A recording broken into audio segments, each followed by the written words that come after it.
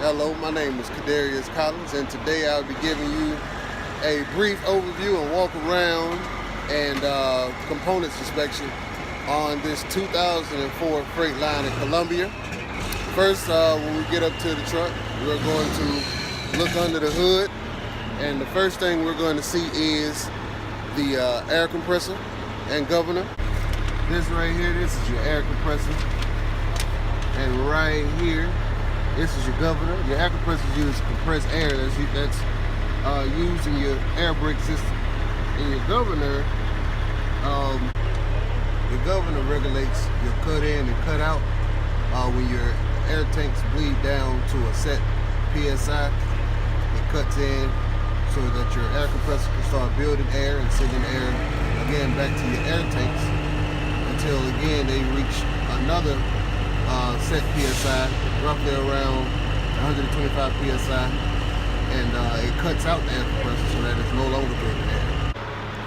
Okay, and from our air compressor and our governor, we're going to follow over here to our air dryer, which your air dryer is mounted on this truck over on the right hand side, down below on the rail right behind your front bumper, but your air dryer is used to it's filled with desiccant, and it's used to pull the air out of pull the water out of the air that's being sent over to your wet tank, and it also is used to pull out any oil that may be entrapped in your air before it gets down to your wet tank. Okay, so now we're going to continue tracing out our air system. So now we went from our air dryer over to our supply tank, which is our wet tank, our primary and secondary tank. On this truck, our supply tank and our secondary tank are split. So on one side it's a supply and on the other side is secondary, and then we have a standalone primary tank. Okay, so now we see that we have our lines, our black hose lines, indicating that those are our supply hose lines into our wet tank. Down on this end right here is where we would bleed off or drain any liquids or sludge that could be in our wet tank. And also, if you follow this tank down to the other end, you see that we have red hoses into this side of the tank, and that indicates that that is our secondary tank side of this tank. And over here we see the green hoses leading into this tank, and that indicates that that is our primary air tank.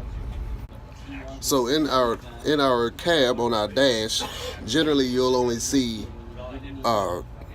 two gauges for our air system, and that would be primary and secondary. Our supply tank is the only one without a gauge on the dash. So when your air tanks are filling up, those are the two gauges that you'll see on your dash. All right, and from our air tanks, we come back up to behind or up under our hood, attached to the firewall, we have our treadle valve. Our treadle valve is our foot brake valve, and that valve is used to send air from the pressure of your foot, which is the brake pedal, to apply the brakes to the truck. So if you look here, that is your treadle valve, and that supplies air to your service brakes, and that's why it has both primary and secondary air hoses coming out of it. All right, now right up under our truck, right behind our front bumper, right down low behind the radiator, you have one of our quick release valves. On this truck we have two. The other one is found in the back of the truck on our third axle. This one right here is found right behind our radiator below the truck. All right, and this right here, this is our quick release valve. And what it does is it quickly exhausts the air out of our service brakes so that it can release our brakes so that we can take off.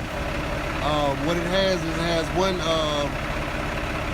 one signal line in the top, and it has two lines that come off both sides that goes to both of your service brakes on the front, on your front wheels. on your steer axis. And right here, situated behind our fifth wheel, is where we will find our second quick release valve, and it is used to quickly exhaust the air of our service brakes to release the brakes off of our drive axle back here. And right above it, right here, is where we find our anti-compounding valve. And what it is used for is it prevents the truck from applying both its parking brake and service brake at the same time. So if your truck is sitting at park and it has your PP2 valve pulled out, so you're sitting at park and you press your brake, it prevents your service brakes and parking brakes from potentially applying at the same time and causing damage. And right here we will find our quick release valve. Our quick release valve, it receives signal air and it disperses air to each drive axle. And it also, if you have a trailer attached, it also sends air to your trailer. Okay, your relay valve right here, it sends air to your service and park brake chambers. So over here, you'll find your service brake chamber. This is your park brake chamber. Okay, now we have finally made it up into the cab, and in the cab we have a couple valves that are used for a number of different things. We have our trailer brake valve, which is used to provide brake air to the brakes on our trailer. We have our trailer air supply valve, and we have our park brake valve that is used for our park brake chambers. Alright, so right here on our dash is our trailer brake valve. We use it to provide park brakes to our trailer. And right here, this is our parking brake valve. That's used to set your park brake on your park brake chambers. And right here is our trailer air supply valve. And what you want to do with that is you want to make sure that it's secured, so you can attach your glad hands to your trailer, and then after that you want to push it in. That then in turn sends air to your glad hands that are attached to your trailer. Thank you for watching my video. I appreciate you paying attention to the things that I had to say. And this was Kadarius Collins giving you an overview and a walkthrough of the different components on an air brake system.